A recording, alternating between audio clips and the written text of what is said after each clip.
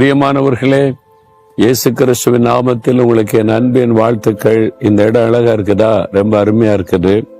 இது மியான்மர் தேசம் இருக்குல்ல, மியான்மர் தேசத்துல யாங்கூன் என்கிற பெரிய பட்டணம். ஒரு காலத்துல ரங்கூன் என்று அழைக்கப்பட்டது, பர்மான் அழைக்கப்பட்ட தேசம். அங்க உள்ள பெரிய பார்க்கு ரொம்ப அழகா இருக்கு. பெரிய ஒரு ஏரியா இருக்குது, நல்ல தோட்டங்கள், மரங்கள், பார்க்க மன ரம்யமா இருக்குது, சந்தோஷமா இருக்குது. அப்படியே நல்ல ஒரு சந்தோஷமா இருக்கிறதே உணர முடிகிறது. இப்ப ஆண்டவர் உங்களை பார்த்து ஒரு காரியம் சொல்றார். எஸ் 58:8 உன் சுக வாழ்வு சீக்கிரத்திலே துளிர்க்கும்.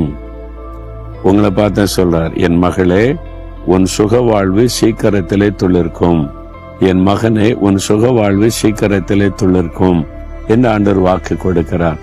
பட்ட மரம் மாதிரி ஆயிட்டாங்க, என் வாழ்க்கையே பட்டு போச்சுங்க, எல்லாம் போச்சு, இழந்துட்டேன், பட்ட மரமாயிட்டேன்னு நினைக்கிறீங்களா?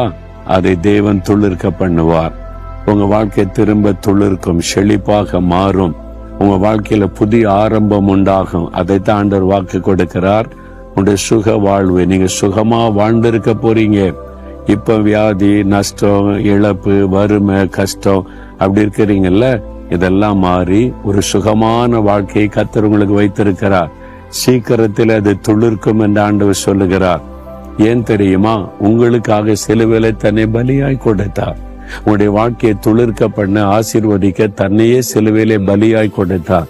பாவங்கள், சாபங்கள், வியாதிகள், வேதங்களை சிலுவையிலே சுமந்தார்.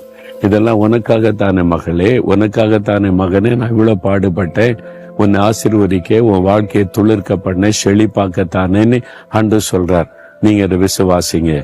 இயேசுவே, என் வாழ்க்கையை துளிர்க்க பண்ண, ஆசீர்வதிக்க நீங்க சிலுவையில எனக்காக மரிச்சீங்க, என் பாவ சாபத்தை சுமந்தீங்க, தோஷத்தை சுமந்தீங்க. உங்களுடைய வாக்கு தத்தத்தின்படி ஆசீர்வதிங்க. சீக்கிரத்தில் என் சுகவாழ்வு துளிர்க்கும் என்பதை விசுவாசிக்கிறேன். அதை செய்யுங்கன்னு சொல்லுங்க, அற்புதம் நடக்கும். இன்றிலிருந்து துளிர்க்க ஆரம்பிக்கும். ஜெபிக்கிறீங்களா? இயேசுவே, என் சுகவாழ்வை சீக்கிரத்தில் துளிர்க்க வாக்கு கொடுத்தீங்க, நான் அதை விசுவாசிக்கிறேன். இயேசுவின் நாமத்தில் என் சுகவாழ்வு துளிர்க்கிறதற்கு ஸ்தோத்திரம். இயேசுவின் நாமத்தில் ஆமேன், ஆமேன்.